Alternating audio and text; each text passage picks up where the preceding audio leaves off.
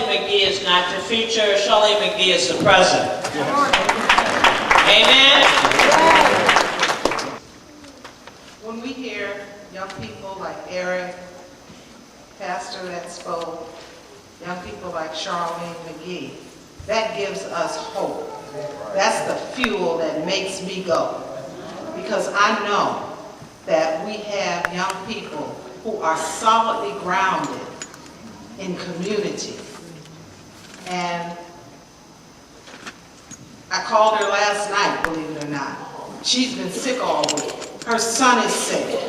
But you know what she said? Mama Harris, I will be there. I will be there.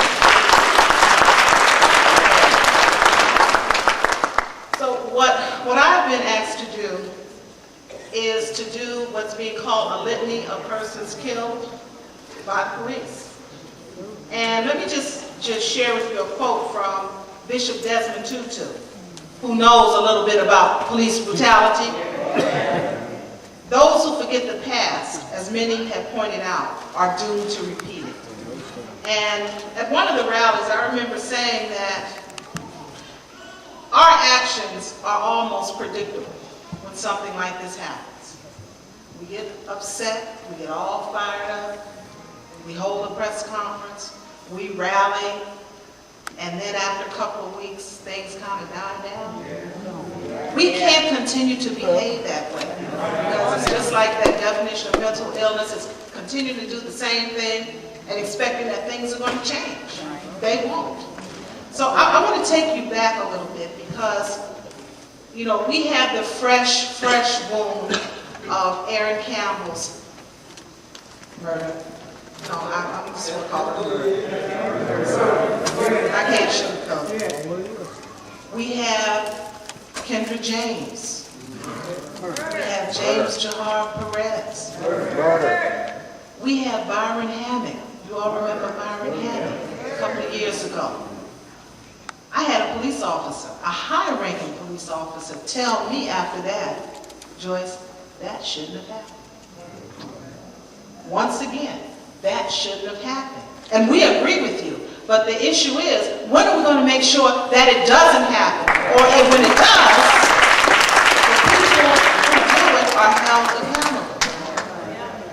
Because once you start holding people accountable, and people start going to jail, and people start suffering the consequences of their brutal actions, it will stop. It will stop. It will be a deterrent. That's why they send people to jail, because it's a deterrent. So once you start holding people accountable and they suffer consequences for not following the rules of their jobs. But see, every time we talk about more training and people not following the rules, think about your job, your workplace. How many times are you going to not follow the policies and procedures in your workplace and keep your job?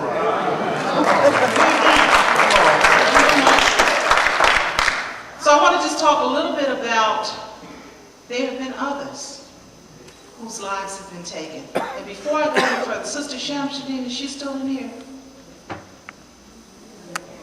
Could I ask the sister to stand up? In 1974, her husband was killed by Portland police. Kenny Allen. And I cite his name because it was a period of time, it's 1974, 1975, over a 2-year period, 6 black men were killed by Portland police. You got it.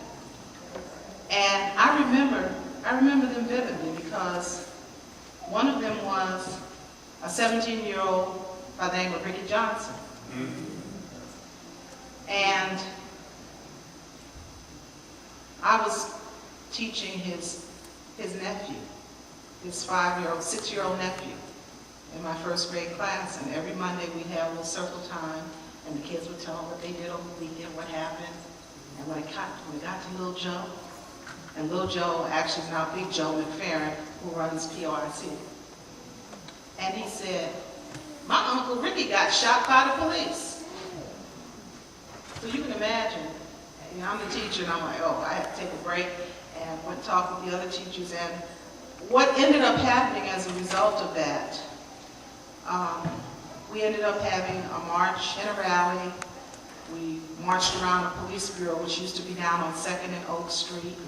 And as we were marching, the police were up in the top windows with cameras taking pictures of us as we marched around the building. But it didn't matter. We kept on marching. And we demanded an inquest. We did get an inquest, but of course, the officer was found to be justified in his actions. The inquest jury vote was 5-1. The one vote was an African American who did not agree with that. And then I remember Charles Menifee. Remember that? Oh, you remember that? He was killed by the police, blown away in his car. And then there was Joe Hopkins. And as I thought about every time there is a killing, I think about these individuals and their voices cry out for justice. And so everything that we do to try to make sure that there's accountability and that this excessive use of force, excessive use of lethal force has to stop. It has to stop.